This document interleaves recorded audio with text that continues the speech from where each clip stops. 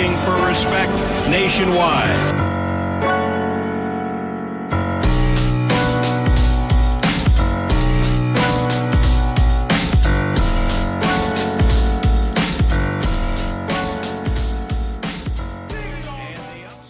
What is going on, Sooner Nation?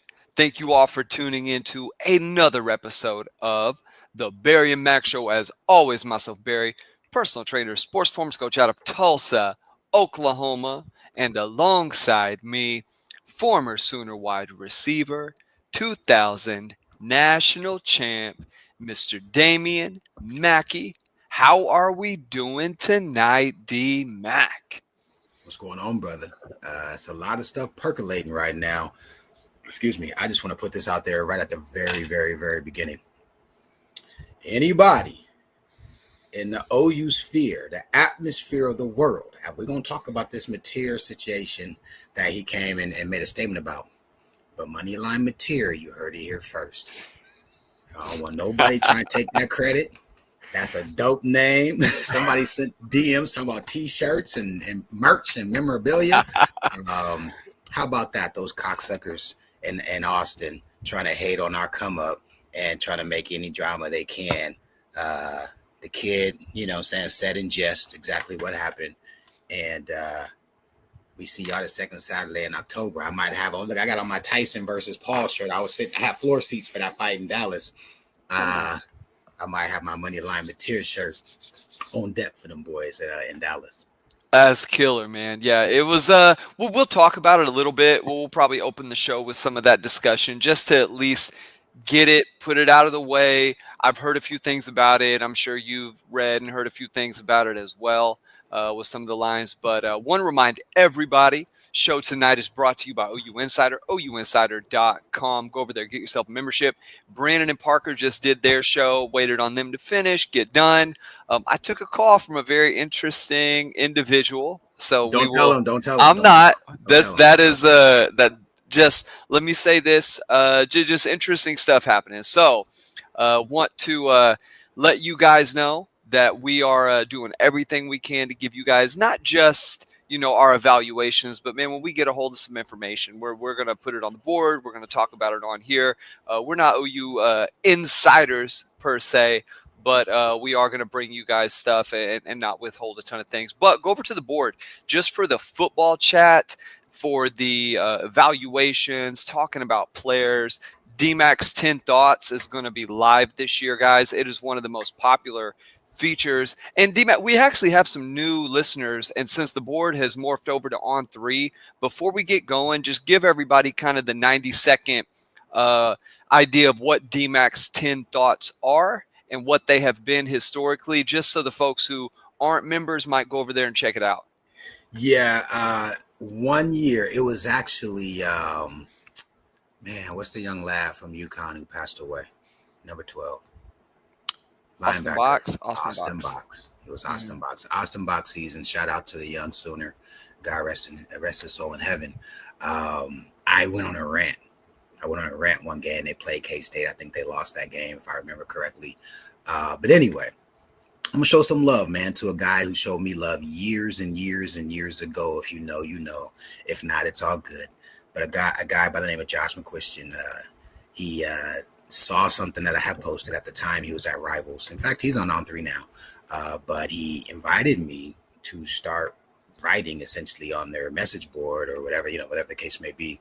But anyway, long story short, I just started giving post-game analysis. And what I would essentially do is break the game down into position group by position group, the good, the bad, and the ugly, and score how each position group did. I don't know why I'm fumbling tonight. But it turned into a thing. It's kind of crazy. Sometimes it's 400 or 500 comments, 5,000 views. I mean, people take it pretty seriously. And so some seasons I'll do it video. I'll record it, and it's usually a 20, 30-minute video. If I do it, it'll be posted on the Barry and Mac Show pod. Otherwise, it is on the OU Insider page. So if you're interested in that post-game analysis, I try to do it right after the game. I like to watch the game at home on my big screen so I can rewind. If you guys know and have listened to our show for years, I am essentially an X's and O's nerd. I nerd out on strategy, on, play design, scheme, things of that nature. And so I try to talk about what I see in layman's terms.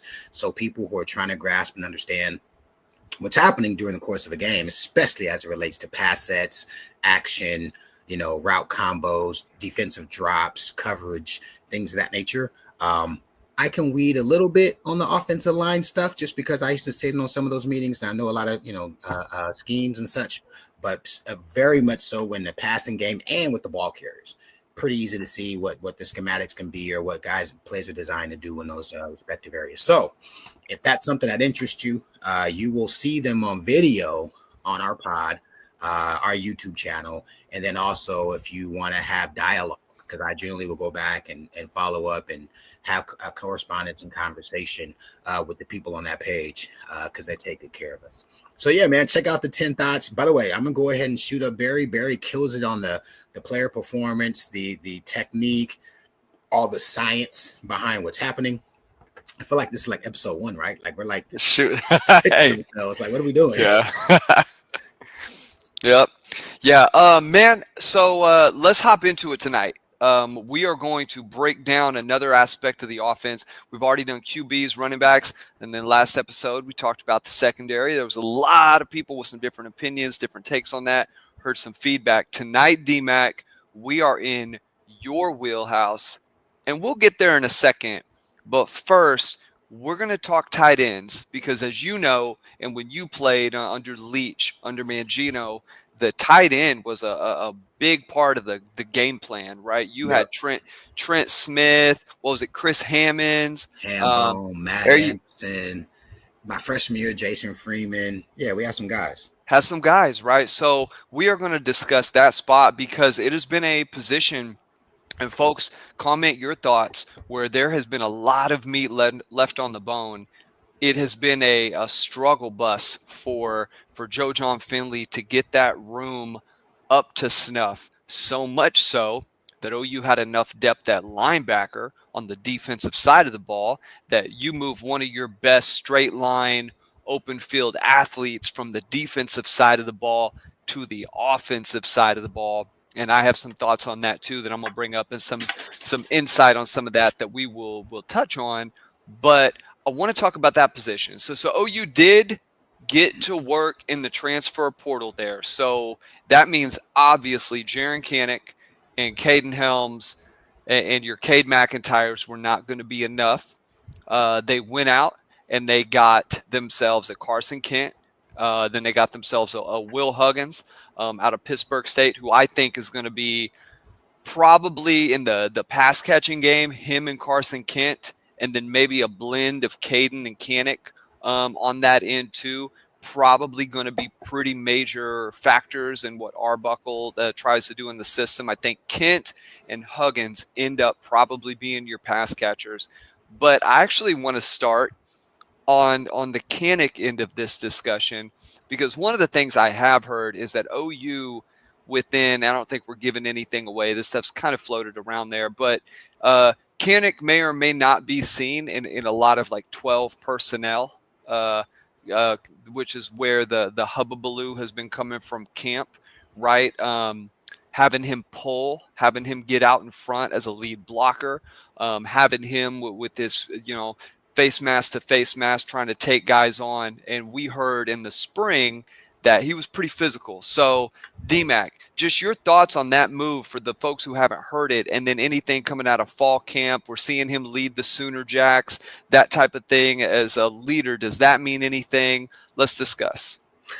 I think the first thing to bring to mind is the schematic differences between what Seth and Joe John were trying to do last year versus what we expect to see with Arbuckle this year. If you go back and obviously diagnose our offense this last season, hold on a second.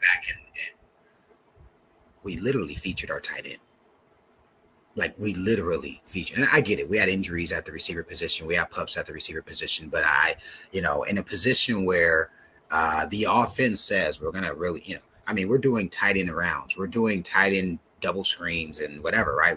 All kind of stuff. I think it became a joke on our show every game. We found every game there was some throwbacks, some double pass, To some Bauer Sharp. yes, like dude, what are we doing? So I mean, in context though, this year the tight end will be schemed into mismatches, will be schemed into disguising scenarios, and more akin to Leach's style, Link's style. Although Link did go big and go heavy at times, so I think there's a misconception that Links like to stay in 11 and run the ball. Link liked to run with 2 tight ends. Link liked to run with big personnel too. But I think our tight ends will be in positions where they are not key cogs in blocking schemes and not the number one read in passing schemes. In fact, I know that's going to be the case.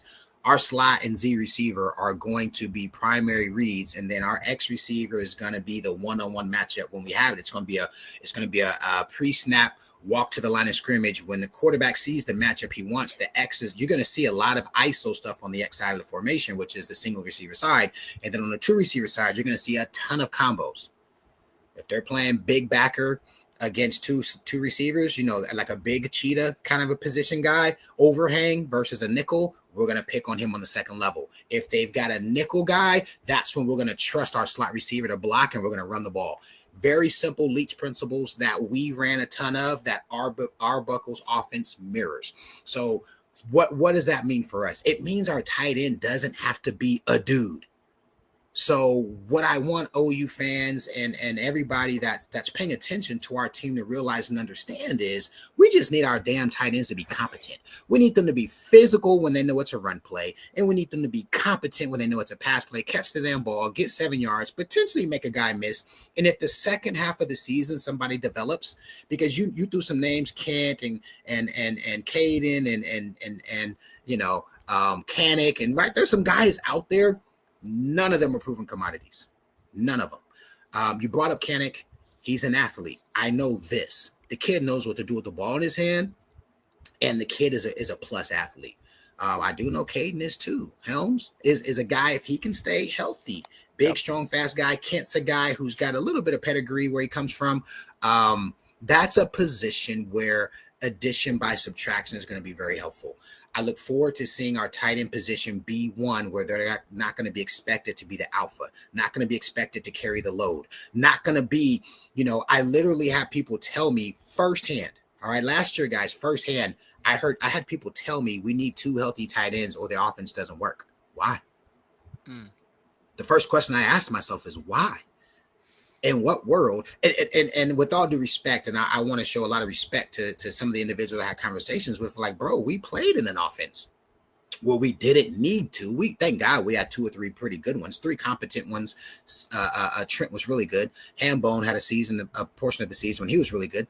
But, like, we didn't need to in at the game at any given time. You know how to run that offense. You know the bones of that offense.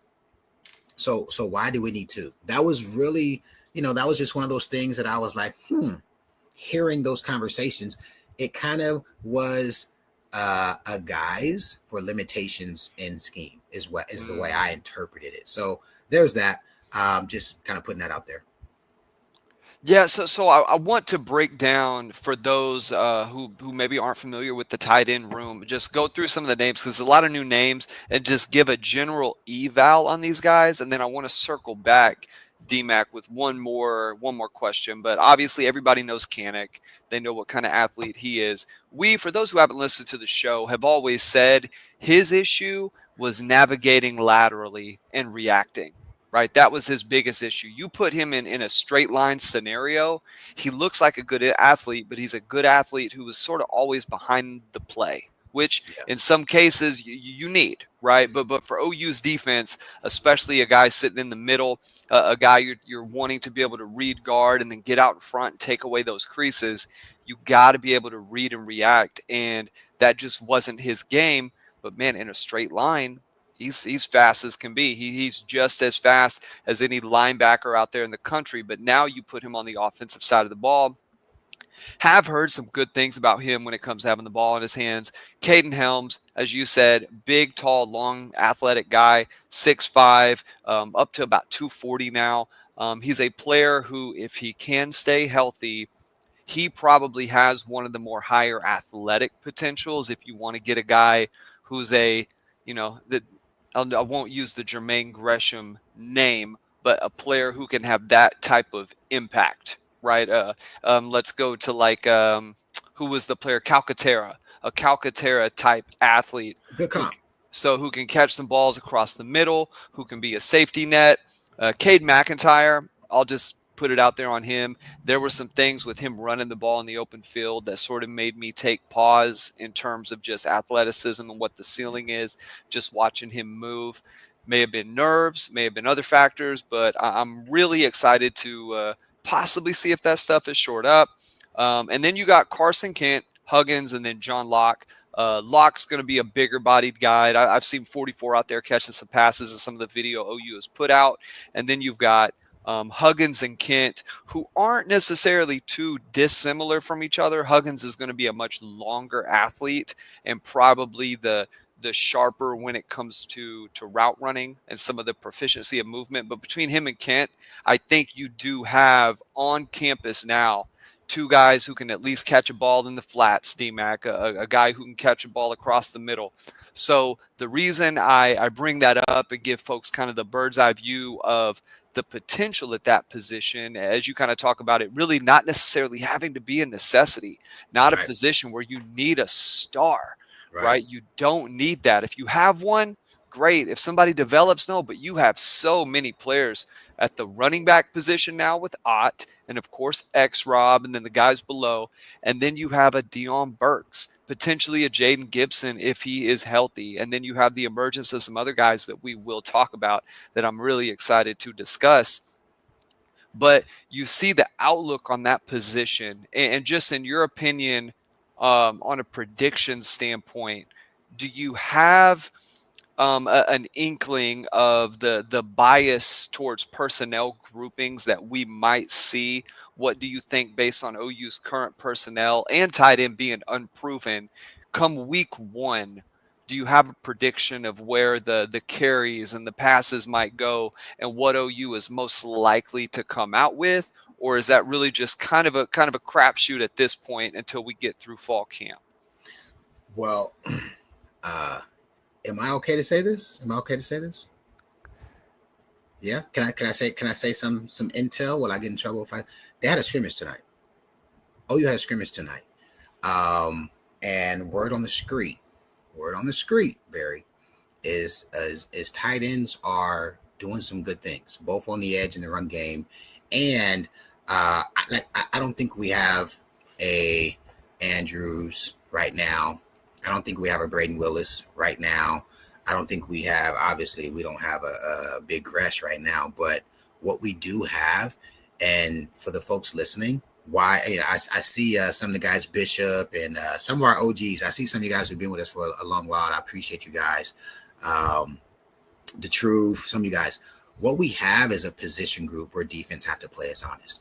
What we have right now is a scrimmage where what I'm being told is the defense has to respect that our tight ends might run a sit route, might run a seam route, might run an ugly dig, right? Over one back or under one back or over the other and get across their face and know where to sit. And we have a quarterback that'll put it on them, and we have a tight end that'll catch the ball. And so let me say this to everybody. Saturday scrimmages and Wednesday scrimmages are different. Saturday scrimmages are designed to be more like game scenarios. So we'll move the ball for a portion of the scrimmage. By the way, they're still doing this. I've got confirmation, right? So Saturday scrimmage, there's move the ball. Saturday scrimmage, there's third and long. Saturday scrimmage, there's much more special teams components where you're not going full speed or definitely not tackle to the ground, but you're thudding on special teams. Wednesday scrimmage is about physicality. Wednesday scrimmages are about the ability to do your job, right? We talk about on every play, you're going to get scored three different ways, right? You're going to get scored on physicality. You're going to get scored on if you're busted, and then you're going to get scored on if the ball came your way or whatever. Did you have an actual physical bust? All right. So like on Wednesdays, your core objective or your primary objective as a player is to, when they call the play, do your job. And when the play comes your way, or if you're backside, to be physical. All right. It's alignment and assignment Wednesdays. right? So if it's the blitz component, it's a lot of quick game, it's hot stuff. If I'm the slot receiver and I see edge go, I get my head around. Or if I've got the route where we're running a combo where if edge comes, you're the seam route because we're trying to hit you for a touchdown. Can you pick that part up? Does that make sense? If I'm a lineman and they show, 4 down and they overload the weak side or the zone side of the blocking scheme, do I make the check pre-snap so that we can get the back in the protection, or do I screw up? And now we've got 3 on 4 and the quarterback has to beat it with his arm or beat it with some hot, right? Like that's a Wednesday practice. From what I've been told is tonight the tight ends did well. And so I think that bodes well for us twofold, because I think it takes pressure off everyone else having to like carry the load, right? You don't want to go into to week 0, week 1, week 2, and it's like, oh, our tight ends suck from a coaching standpoint, right? Like we as fans won't know, but in the building, they know. When you've got a position group that's like, oh, that position group can't hold their end of the bargain, right? They can't hold their weight. People know. And so there's certain things you won't do. And by week 2, week 3, the opponents will look at the data and say, oh, they don't throw their tight ends on 3rd and medium. Oh, 2nd and medium, the tight ends aren't in the game plan. So we will blitz accordingly. We will adjust accordingly. That was an area of concern going into fall camp. At minimum, the tight ends are proving competency, which means the tight ends will carry a threat. And so I don't want to project who I think is going to be the man, because I honestly don't know. If you remember, I was a huge Bauer Sharp fan week 0 and week 1 last year.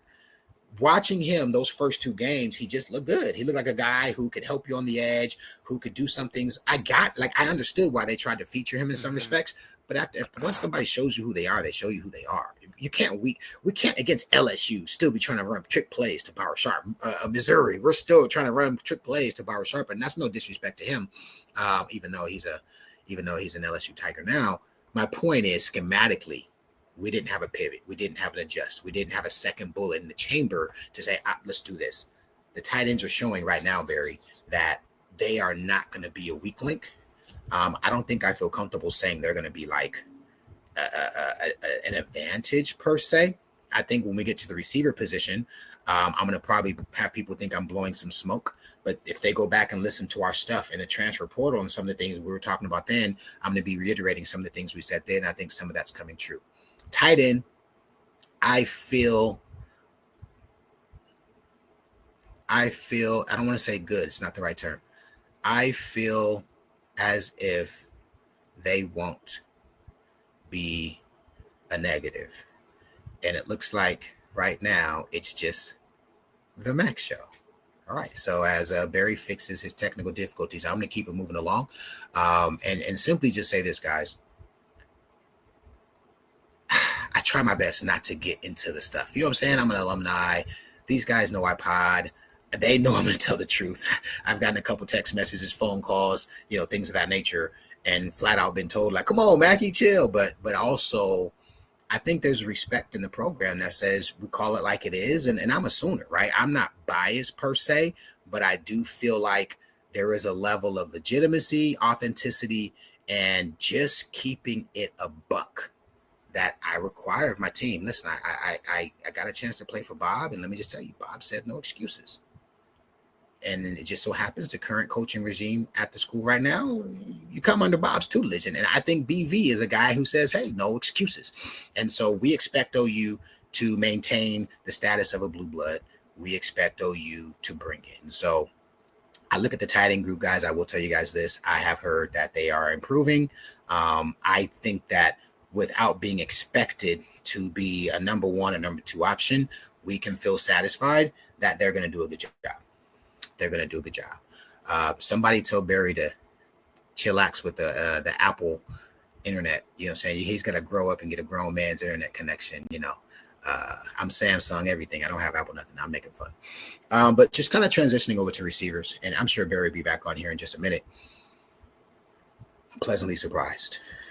I'm going to say this, and I'm going to say it with my chest out. Someone said AOL online. If you were on like a month ago, this happened a month ago too. I liken this core, not in age, because obviously we were puppies to us. I want you guys to, those of you who are old enough, go back to 99. Go back to 98. There he is. Yeah, Go we're back to back. 98. Keep going. I'm making fun of your internet, bro. But if you go back to 98, if you go back to 98, I'm a DB. Andre Wilfolk's a DB. Curtis Fagan is a DB. Antoine Savage is a high school senior. Jarrell Jackson is a starting receiver for John Blake's team. And Ahmed Kaba is a starting receiver for John Blake's team. And the rest of the 98 receivers are seniors. Chris Blocker, Eric Moore. He played quarterback a little bit too that year. Gosh dang it. We had another guy named G-Dep. I forgot his name. Man, he's an OG. What's my point? 99 season. Think about how you felt as a fan going into that season. I'm going to be honest with you. I didn't know what the hell I could do. I had no idea I'd score 5 tugs as a redshirt freshman and 30 catches and I'm 400 yards, whatever the hell I did. The point is there were young, eager, as far as I'm concerned, athletic, no-name guys who wanted to prove a point. And OU now has, I'd say, top 5 to 7 street cred at the receiver position in America, right? Ohio State's in that community. LSU is in that community. I'd say Georgia, Bama, the last 7 to 15 years have been in that community. You cannot discount OU last 20 years and even consistently right? We've got Westbrook as a Biletnikoff, CeeDee Lamb, Mark Clayton, Broyles. You got the list goes on of dudes who played on Sunday. People know what it means to play receiver at the University of Oklahoma with that interlocked OU. I guarantee you guys. And I said it. I'm going to go ahead and say it. Well, Barry's back. But Barry asked me, he said, hey, Mac, who's your favorite transfer? Do you remember who I said initially? Who did I say? Well, what was it? Was it Lewis? Nope. Or was it? Well, which one was it? The kid from Arky. Oh, Giovanni Gibson. Yep. No. Oh, no. Arkansas. The kid. Satenga. What's his name? Oh, Satenga. Isaiah Satenga. I said, listen, simply because. Yeah. Oh, okay. So if you're, kind of messed up. No, you're good, man. Keep the flow. Yeah. The thing is this. He's played SEC ball. Mm-hmm. He's played against everybody there is to play against. He's had success against everybody there is to have success against. I have been told he was pleasantly surprised with the talent in Norman. He had no idea we had this much talent, specifically on the defensive side of the ball. And I think we've all seen what the receivers are saying about Mateer in terms of what his talent, arm talent, his leadership talent, and him just being a 4-star general. All right. The kid that got hurt, Gibson. Yes, I also liked. We both liked his film. We didn't know him from that. He's great. You sent me some correspondence. Say, hey, Mac, you look at his film. We both did his film on one of our shows, and we were like, man, he's good. But I said the guy from Arkansas is going to be a player for us, and verbatim, it's going to put pressure on Burks. Burks was if we go back to last year. All of this pressure and all of this like fame and expectations was on Burke because he was the only slot type, right? We had Anderson and Gibson and right, we had, the tall kids coming in, carry on, X types, maybe some Z types. But Burks was the guy who was going to be the proverbial slot. Burks has competition now. Burks has entrenched competition on it. And if you guys are checking and hearing about what's happening in fall camp, Satania is having the best camp of all the receivers, inside, outside, you name it. And I think that's really good for him. I think that's really good for Burks. I think that's really a good sign for the core as a whole, because we don't want to be 2 years ago very strong on the outside, not really very strong at the slot position, right? Little Stoops was kind of our best slot. What's the son? Freeman's son was in there kind of getting some run, right? But neither of those guys was a threat to be a difference maker man v man.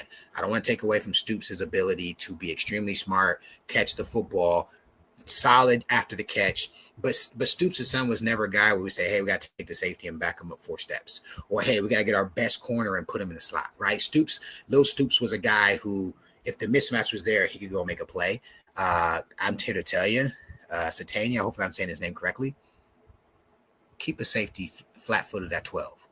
And let us have any type of action where that safety has any type of run responsibility. He'll run by his ass. And obviously we know Burks can too. So I'm looking at the room, and I'm going to pass it back to you because I know you have some pointed questions you want to ask. Yeah.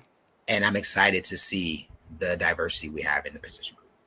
Yeah, I want to touch on, hopefully the internet's back going good. Just moved. If you guys can't tell, I will make Brandon's fun background. of you. I Hey, will man, make fun of you. go for it.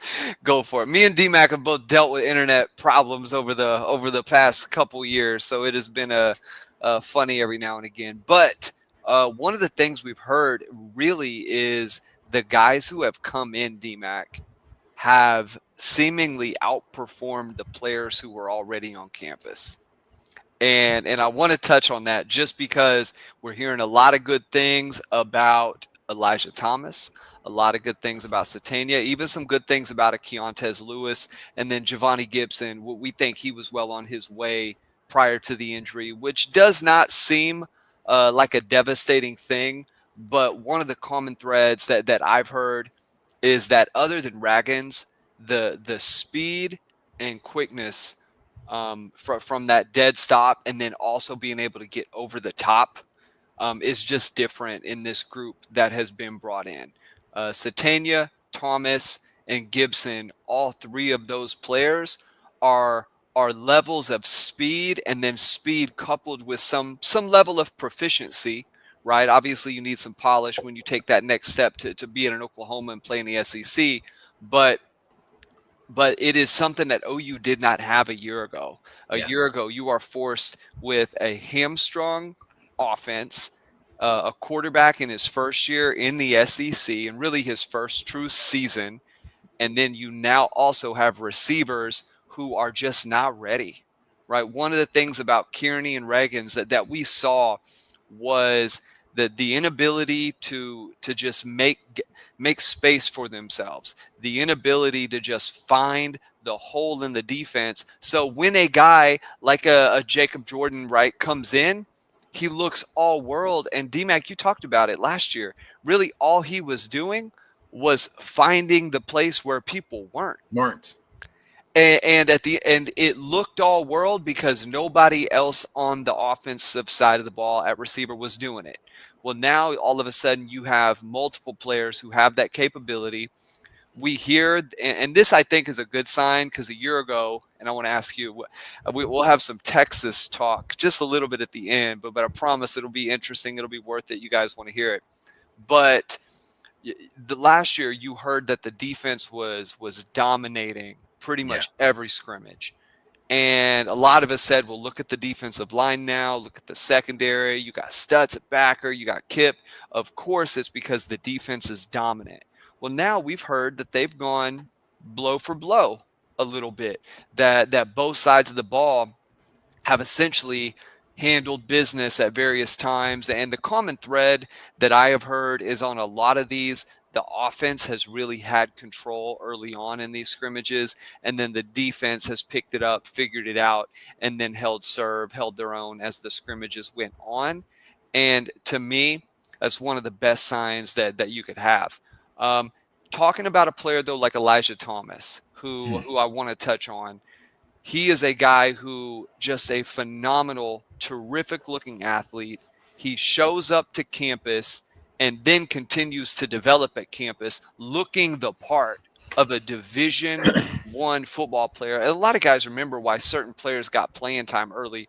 Iglesias played early because he developed his body. You go back to Joaquin. He was on the field very quickly because he had a frame that could handle that level of football. Same thing with a guy like, trying to think right off the top, even a Ryan Broyles early. He was able to, take that year that he had out for, whatever reasons, and do the right stuff with his body and really perfect the game. And then you go as recently as a CD Lamb. Part of the reason he saw play early was his body development. And then, of course, that continued over the years, and he got to where he is now. But for OU to be successful at the wide receiver position, D-Mac. And when I say successful, I mean at least having like one or two guys who are fringe all SEC or all SEC, and then to have maybe one guy who mid to end of the season is in that Biletnikoff discussion, right? A guy who could get 1,000 yards. I'm asking you, between Thomas, Satania, and then a guy like Burks, of those three, and we'll just leave Gibson out because of the injury, and Kearney I know has had some stuff, but of those three guys, do you have any sense, based on the way the offense will flow, who is going to have the best chance to put up the numbers? Is it Satania in the slot, or a guy who they kind of move all around, who's sharing time with Burks at various positions, or is it an Elijah Thomas, who is a player we think is going to be very impactful pretty much early on? But what are your thoughts with how that'll play out? I love both freshmen. We both heard Elijah was a little further along than the kid from Lancaster, from Texas. So I don't want to put that amount of pressure on a kid who last year was playing high school football in Oklahoma to then be the number one dude playing SEC football as a true frosh, even though he came in the early. So I'm gonna park Elijah and just say, if he catches 25 balls for 300 yards and 2 or 3 touchdowns, look out, because the sky's the limit for the kid. He's got a very high ceiling. I want to speak to Burks and Satania only because those are the two guys who need to step up. By the way, you brought him up. I'm going to say his name too. Kearney has to step up. Very high recruit coming into last recruiting cycle, and a kid who showed a few flashes last year, but more importantly, had a year of SEC experience to now come in and say, okay, I feel better about it with a better unit, better quarterback, better scheme, better offensive line. Barry, if you made me bet, it's going to be either Burks or Satania, and then it'll be Gibson if he comes back. By the way, either of them. Listen to me carefully, guys. You know what? We did this here too. And if you guys don't believe me, go back and watch the shows. Everyone was saying Jaden Gibson was leaving. Jaden Gibson was leaving. I made a phone call, and the person laughed like, hell no, he ain't leaving. In fact, I talked to him today. He's locking in. The kid's oft injured. Fair. The kid did some bozo stuff as a pup. Fair. If he's healthy, changes everything.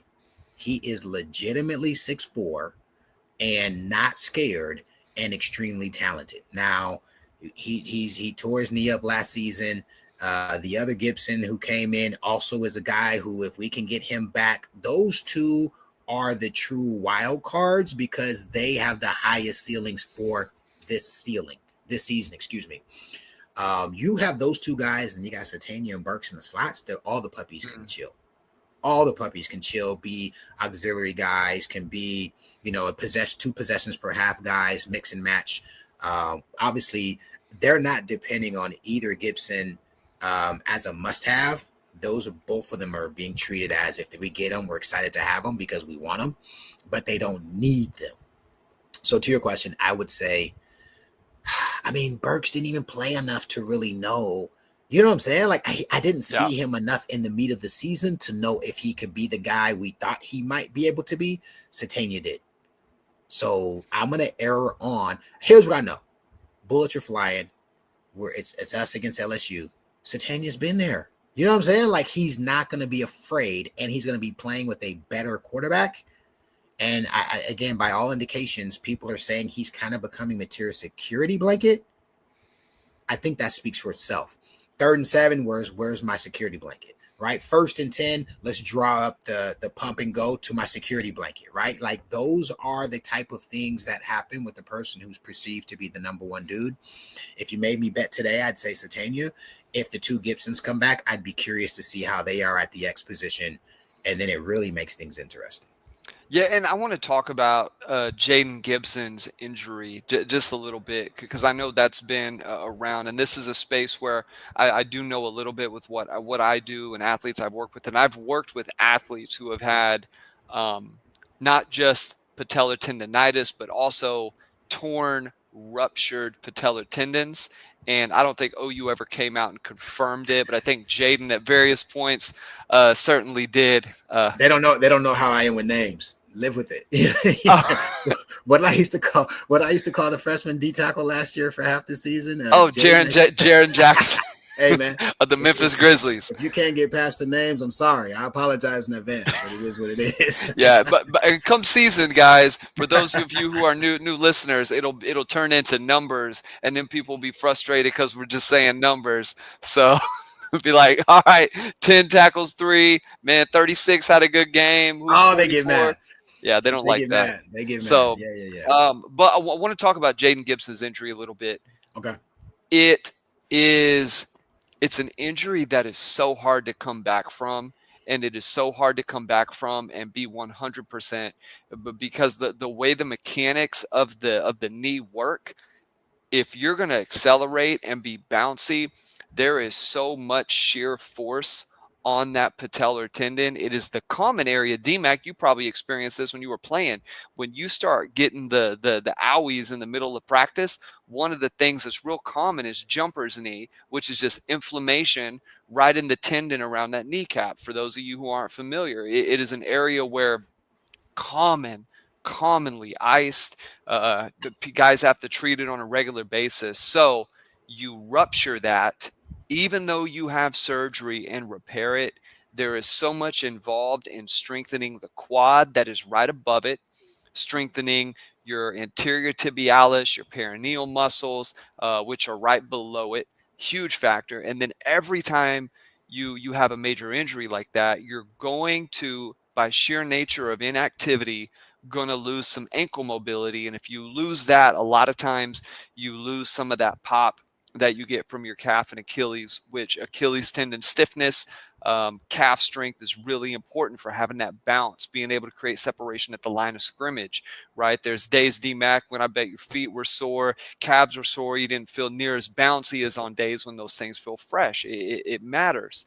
And for Jaden, I don't think not seeing him back last year or a ton in camp at any point is a major red flag to me. What that means is he probably is mostly recovered from the injury. He probably is ready to go.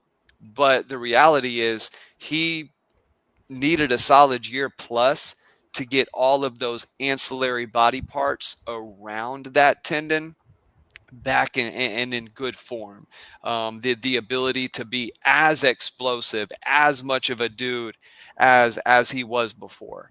And at the end of the day, I think his size, I think his length, I think his play style allows for him to have a little bit of leeway, right? It's why a guy like Kevin Durant can tear his Achilles and still be okay, because his game didn't necessarily require that he be the fastest, most explosive guy on the floor.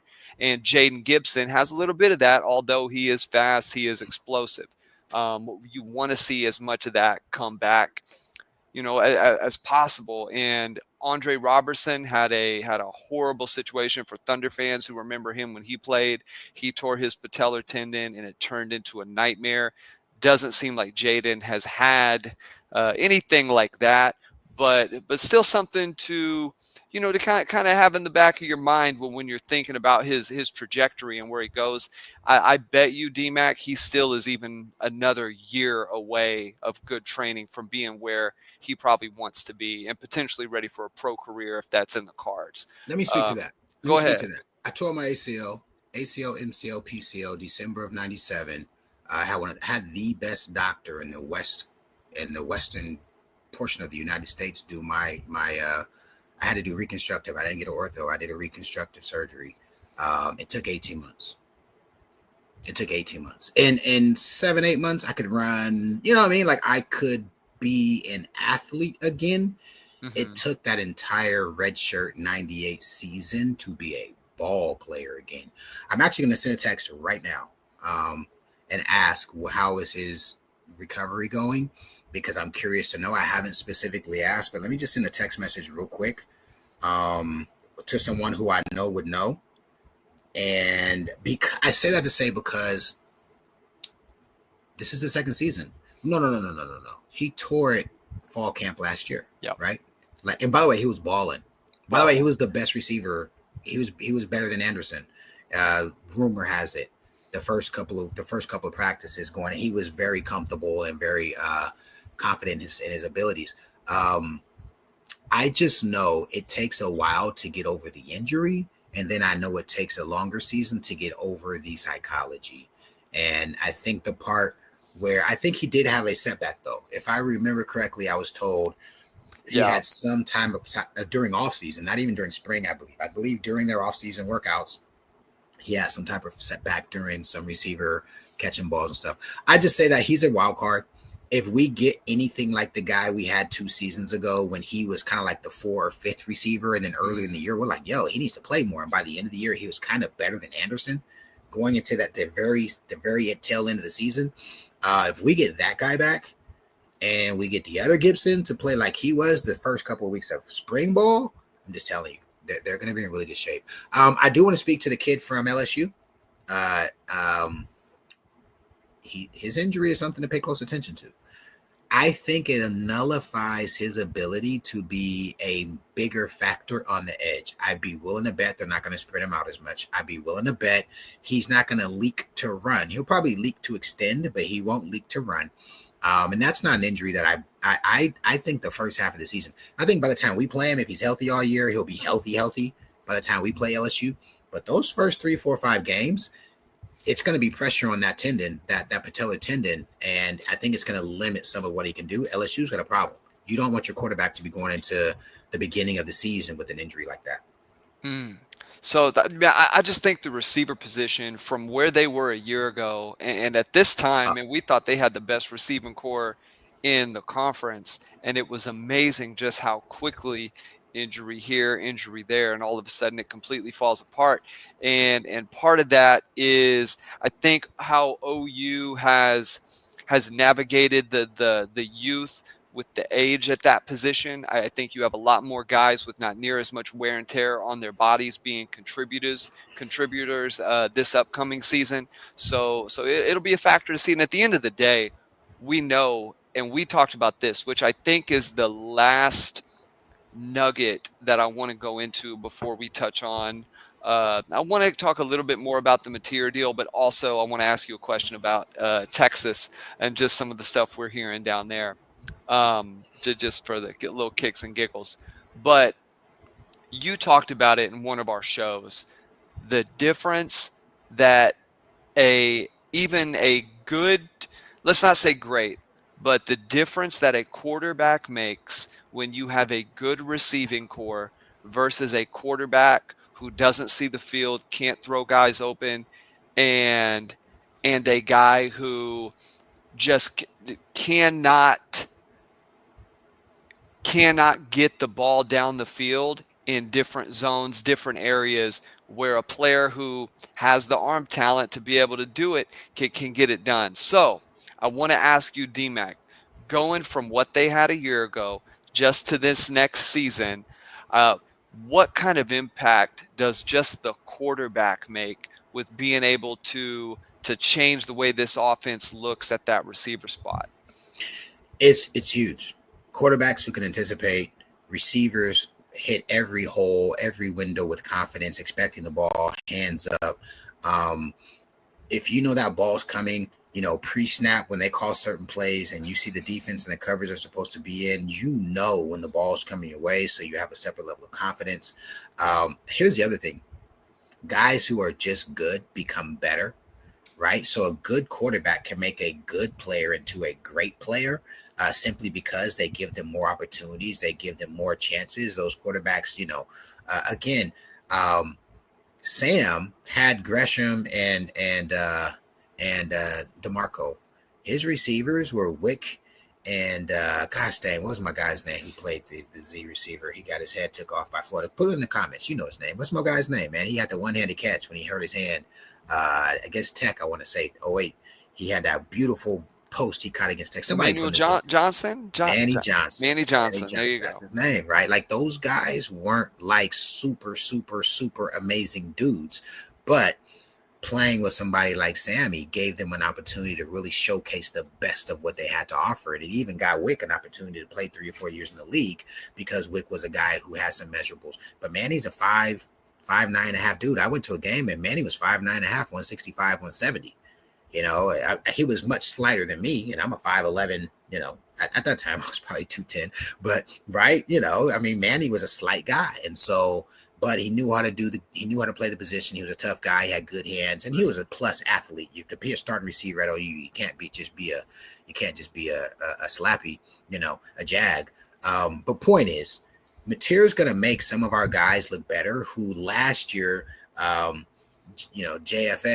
made look like worse players, right? And so I look forward to seeing carry-ons and Kearneys and even Raggins. Listen, guys, if Raggins doesn't have to play 40 plays a game in 3rd and 7 against bump man at Z against potentially the other team's best corner, if he can be an auxiliary slot, a small Y, right? A guy who's running skinny posts or over routes against safeties, he can bump his head on the goalpost 3 or 4 times this year. In fact, there were a couple times he had receivers beat and Jackson just missed him. He probably, by the way, we talk a lot of crap about Raggins, and I say this sympathizing with receivers. I guess I could even say empathizing. There's 3 or 4 plays where he's 1.5 yards by his guy and Jackson just overthrows him. Yeah, multiple. Yeah, there's 3 or 4 games where he has an additional 150, 200 yards plus 2 or 3 more touchdowns. Our entire outlook on Raggins is different if the quarterback connects with him on some long plays. Yeah, one or two long plays for sure from him at least. I want to say Auburn, there's a play where he beats his guy by 1.5 yards, if I remember correctly. But anyway, a couple of times he does it. The point is, let me tell you, I loved having Hype. I knew when Hype was the quarterback, if I got open, there were multiple times I got open and he didn't throw it to me, but it's because somebody else was open too. But there were never plays where you felt like Hype was going to lead you to disaster. There were never plays where you felt like Hype just missed. You know what I mean? There's a play where we run double curl and the slot receiver runs a post to clear out the safety. If you're on the post side and they're running a double curl, you're supposed to get the ball because you're clearing. There's no safety buzzing on that side. He has to take the post. Hype knew where to put the ball, right? The ball's coming. And so if Mateer has that instinct, that ability, the receivers will play with more confidence. The receivers will have more yak yards. The receivers will, that's kind of a position where it's a temperament, right? There were games where I was like, you can't hold me, bro. Like I used to literally be like, hey, bro, you can't hold me. Like you can't hold none of us. Like, bro, y'all out here. We played Oklahoma State. It was a 99 season. In fact, they had a dude like 6'2". I don't know his name. He was from New Orleans, I believe, a Louisiana DB. Big, strong, long dude. Like straight up. By the second quarter, I was like, bro, you can't hold me. Like we smacking y'all. And he couldn't say nothing. Gary Baxter, who played like 7-8 years in the league. He was a 6'2" corner for Baylor. Hype knew how to get you to rock. I was cooking him as a freshman. Dude played in the league for a long time. So, yeah, that quarterback has a huge impact. And I expect our receivers. Now, I heard they had some drops on Saturday. I haven't heard anything about tonight yet, if there was a bunch of dropsies. But they better catch the damn football or I'm going to be on their ass. Man, I want to kind of segue in to just kind of touch on this John Mateer thing, one more time, DMAC, because multiple statements put out by the University of Oklahoma, seen stuff by the NCAA, seen stuff by Mateer, and these guys are full-on brands themselves now with PR guys and agents, and this is nothing to put out a statement and have it look professional, feel concise, and be important, right? You don't want this to turn into something if it is truly a nothing burger, which it seems like it is a massive nothing burger, just stuff drummed up by other fan bases. But if you're Mateer, if you're the program, what is the scale of worry right now? Like 1 to 10, like is it something that they're joking around about in practice, or is it something that at least part of the administration is like, we might need to take a look at this and just check, dot the I's, cross the T's, if you will. See my face? Let's go. Do you see my face? Yeah. First of all, with what teeth did the NCAA have? With what teeth? If we don't self-report and tell on ourselves, even if there is some truth to it, which I can say that because I'm not affiliated with the program, but it ain't true until you find out. You know what I'm saying? Like, prove it. No. In all seriousness, I think the way the game is now, your reputation matters. I think, like you said, he has PR individuals who are checking, double checking, triple checking. The program has individuals checking, double checking, triple checking. I'm sure they said, give us all your records from the last 5 years. And I'm sure someone's job was to look through all of them and say, is there anything incriminating? Or they found the things that were considered, curious, right? And they said, explain these to us first. And then once he explained them to them, they said, okay, here's how you're going to say it to the public. And so as it relates to the program itself, no, I think they uncovered what they need to uncover. And I said, okay, this is how we're going to attack it.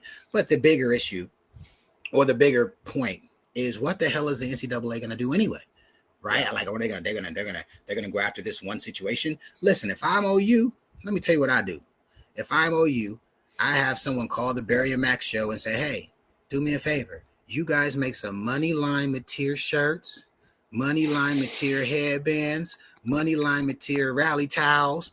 We can't do it personally, but we giving you guys the authority to do it and run it. Because, like, man, everything's a brand now. These guys are all building their brand. And listen, you said a bunch of schools. No, man, it was some Texas haters. That's who did it. It was some folk from Texas they were scared. It's an inferiority issue. Those guys know that they've had a little teensy-weensy bit of I don't want to call it luck.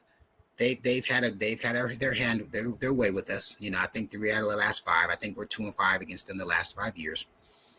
And they got a new quarterback to break it in. And I don't pay attention to their camp much, but they're all over ESPN, and word on ESPN is the camp ain't going too well. Mm-hmm. Arch is not playing better than some other kid who's supposed to be the second-hand guy. So this ain't a Texas pod, but they're the number 1 team in the country for the first time in their existence. By the way, I'm gonna clap it up for them for that. You know what I'm saying? Like, how does it feel? You know what I mean? By the way, we were number 1 my junior year. Going into the season, we were number 1. I remember what it felt like to be number 1 preseason. And they got a lot of pressure. By the way, number 1 team in America, but you're dogs. You guys are underdogs, first game of the season. Yeah. You know what I'm saying? That sounds like a PR machine more than deservedly so. I'm just saying, how are you number 1, but you're a dog? I get it. It's an away game or whatever the case may be. But nah, Texas, any chance I get, I say screw them. Listen, man, I'm a man of faith. You guys see my hat. It says Joshua. If you know, you know. There's one thing in this world I hate. It's University of Texas. I even have respect. During OU Texas last year, I hung out with Jamal Charles and Vince Young. By the way, it's love. It's respect. They talk smack about what they did their years. I talk smack about what we did our years. We laughed about it. It was all good. I still hate their damn university. You know what I'm saying? Like, so I get why their haters are hating, because I'm hating right now. But no, Barry, I'm confident if there was something to what happened, they would either be quiet, but they would not vehemently come out saying, this is what we know, this is what it was in this context, me and my buddies were playing around. You don't do that, and then there's really some secret time bomb behind the scenes that makes your face, makes mud on your face. So I feel pretty good about it. I'm all in on money line material. You know what I'm saying? Anybody who's got a clothing brand or something like that, hit me up. We can partner on that deal. I guarantee you we can make a few dollars. No, I'm kidding.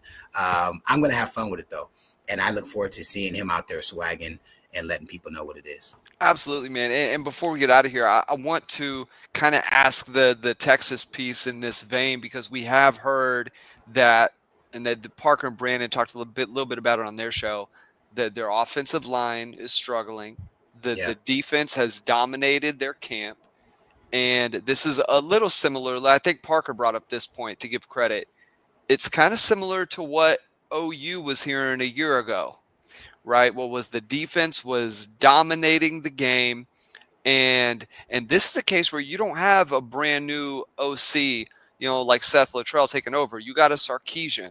So what are the chances, without having seen Arch, really play anybody? All the games he had a year ago, we saw Jackson do very impressive things also in the Big 12 at various moments, if we're being honest, what the year DG played and when DG was out. And a lot of us looked at that and said, man, look at the player that Jackson is going to be.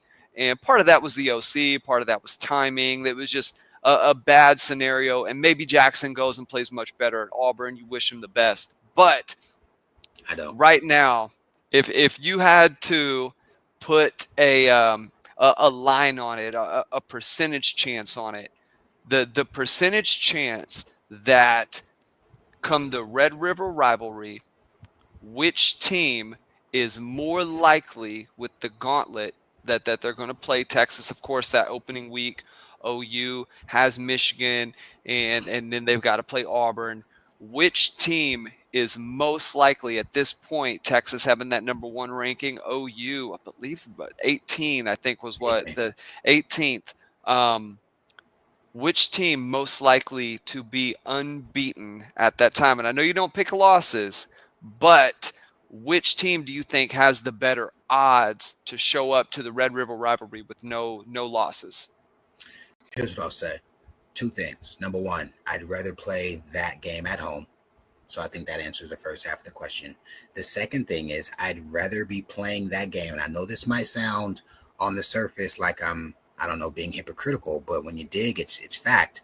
I'd rather be playing that game with an offense where my offensive coordinator and quarterback are both very clear and aware of their relationship, right?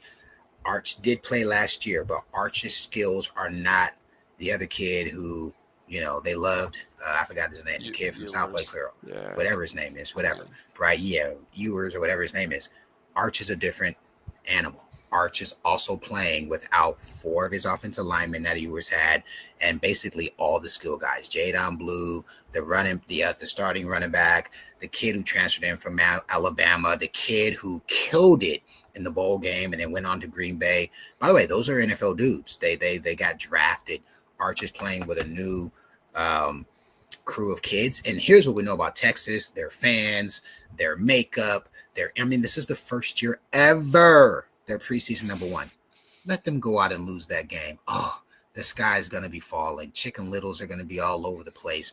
They are going to be shaking in their boots if week 2 OU comes out and looks decent against Michigan. I guarantee you and I don't want this because this is when they might play well, but we know they're fans. They lose to Ohio State. We turn around and beat Michigan. Half their fans are going to be turning on Sark before we even get into the second Saturday in October because that's the nature of their fans. So if you made me pick, I'd pick OU simply because we play at home and because, like I said last week when we talked about the Qs, we have a new OC, but he has his quarterback. And if those guys are the communicators, all the other guys have to do is get the communication and execute. Very easy to do that if you know your stuff. And so I feel good about our receivers, our linemen, our running backs, our tight ends, being able to follow instructions so long as Mateer and Arbuckle are very clear on what they're seeing pre-snap, post-snap, right, in between possessions, and the things that are going to help us be successful in the game. So give me OU. And here's you know me, Barry. If we were playing Michigan on the road and Texas was playing Ohio State at home, and Texas had a 3-year starter or whatever, right? Mateer's been starting this is his 3rd year starting, I think, right? Because Cam, he was behind Cam. I would pick Texas. But because Mateer and Arbuckle are a unit, and because we get Michigan at home, I think we have a better chance. Absolutely, man. Well, D-Mac, I think that's a good spot to end this show. Man, if you're down, I would love for those of you who are in here. We have a members only section that shout out Bishop, giving some mad love, giving out some memberships here tonight. Thank you for that. But we're gonna go over there. Do 15, 20 minutes, D-Mac, over there in the members section, real quick. Are we gonna do it tonight? Do you want to, or do you want to make them wait? I thought we were doing it Friday. Yeah, well, let's we have a guest on let's Friday. Wait then. That'll be. Let's wait a second then. Yeah. Let's wait and then we'll do that. So allows you guys time. Go over there to our members only section. We actually had a lot of great feedback on that section a year ago. We go in there. It's a little more, I'd say, laid back, where we're looking at film. We're not being so tight necessarily with the discussion. It's not really the radio ready for airplay type deal. It's a little more casual, but you got D-Mac breaking down film. I'll ask him to set him up with some questions. We'll talk about evaluations, what guys are doing, and get a little more in the weeds. Go ahead. I'm going to ask a question on the air, so don't get mad at me. Let's get it. Don't get mad at me. Are we able to in that deal, are we going to show the film that we actually have? Are we going to show? We are going to very carefully show some semblance of film Okay. in very short snippets with Okay. yeah. So we got some ways to make it work that are keep us protected behind the Barry and Max show veil. So that I What think that if is very there was doable. access to actual film? Yep. There you go. So stay tuned for that, guys. Go over to the Barry and Max Show YouTube page, hit subscribe, and then hit join. Very easy to do. We don't. I can't even remember what we charge. I want to say it's like $1.99, $2.99. It's super cheap. So go over there, guys. It's worth every single penny. Just for the stuff that's already over there from a year ago. If you want to learn about last year, I think one of the coolest videos we did was DMAC breaking down what the OU offense could have been a year ago. I thought that was some of the best stuff. He didn't look at the offense in some of those games and say, here's what everybody knew what OU was essentially struggling with. What DMAC said was if you were going to rebuild this thing and you were going to try and make it effective with the personnel that they have, here are some thoughts that he thought could be implemented. And funny enough, we saw some of those as Joe John got later in the year. We saw some of those things get implemented. So I think that is just something interesting to keep in mind, guys. And then I'll sometimes do just individual videos over there. Talked about the Nick Anderson situation last year. Talked about some stuff that we just don't put out on the public sphere, but over there on the members only section, a little bit more freedom. But DMAC, closing thoughts tonight. We talked about your position, wide receiver. You had the floor by yourself for a little second while Cox was screwing up the internet over here, man. And I'm on fiber now. I am on fiber, and it still was struggling to putt, man. But closing thoughts before we get out of here. Yeah, I was thinking, B, we might do members like on Fridays. I mean, we definitely got to do our pre-show. We got to do our pre-show, right? So, but maybe on Friday it was kind of like a chalk talk. We'll do a chalk talk every Friday for members. And if you let me get on the whiteboard, man, that'll be a good time. Yeah, but guys, I appreciate you guys for locking in. OU Insider, bro, Pat. Who the hell is Pat? Parker and Brandon, man, they do a great job. They're taking care of us, and it's a blast. Both Barry and I have been going on just business journeys. If you know. Some of you guys heard some of the stuff we had going on last year, and business has been good in both regards. I did a shout out last week too. I've been doing some motivational speaking to college programs about championship culture. I had a really good time at University of Tennessee. So I'm going to North Crowley.